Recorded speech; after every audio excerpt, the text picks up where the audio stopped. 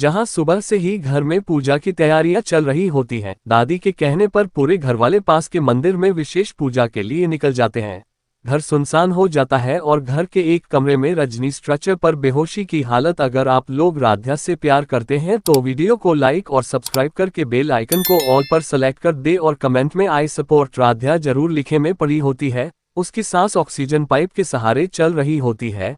पूजा के दौरान अचानक दादी का मन बेचैन हो जाता है और वह रुककर सोचती है कि रजनी तो घर पर अकेली है। दादी निहारिका से पूछती है तो निहारिका बड़ी चालाकी से कहती है कि रजनी के पास राध्या है और सब ठीक है।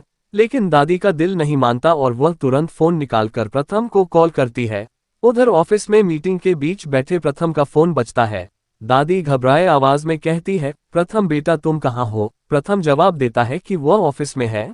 तभी दादी सख्त लहजे में कहती है, सब छोड़ो और अभी घर पहुंचो, रजनी के पास कोई होना चाहिए। प्रथम बिना सवाल किए ऑफिस से निकल पड़ता है। उधर घर में राध्या को भी अजीब सी आहट महसूस होती है। उसे शक होता है कि कोई घर में घुसा है। राध्या चुपचाप मोबाइल ऑन करके रिकॉर्डिंग शुरू कर देती है और छुपकर सीढ़ियों के पास खड़ी हो जाती है।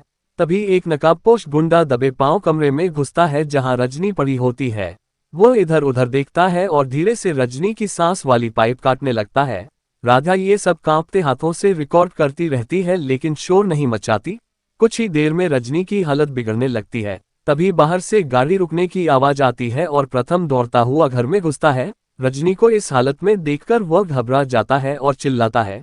उसकी आवाज सुनकर गुंडा भागने की कोशिश करता है लेकिन राध्या सामने आकर दरवाजा बंद कर देती है। प्रथम गुंडे को पकड़ लेता है। तभी राध्या सबको बताती है कि उसने पूरी साजिश रिकॉर्ड कर ली है। कुछ ही देर में दादी और बाकी घरवाले पूजा से लौट आते हैं।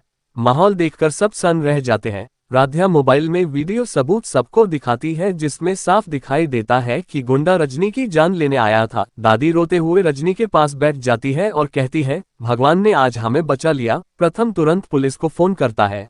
पुलिस घर पहुंचकर गुंडे को गिरफ्तार कर लेती है। पूछताछ में गुंडा टूट जाता है और इशारों में किसी करीबी के शामिल होने की बात कहता है।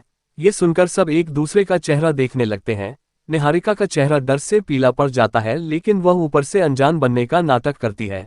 राध्या उसे घूरकर देखती है और समझ जाती है कि खेल अभी खत्म नहीं हुआ है। रजनी की सांस धीरे धीरे सामान्य होने लगती है। डॉक्टर बुलाया जाता है और घर में राहत की सांस ली जाती है। लेकिन दादी के शब्द गूंजते हैं कि आज रजनी बच गई, मगर साजिश करने वाला घर के अंदर ही है। और इसी सवाल के साथ एपिसोड खत्म होता है कि आखिर रजनी की जान का दुश्मन कौन है और अगला वार कब होगा।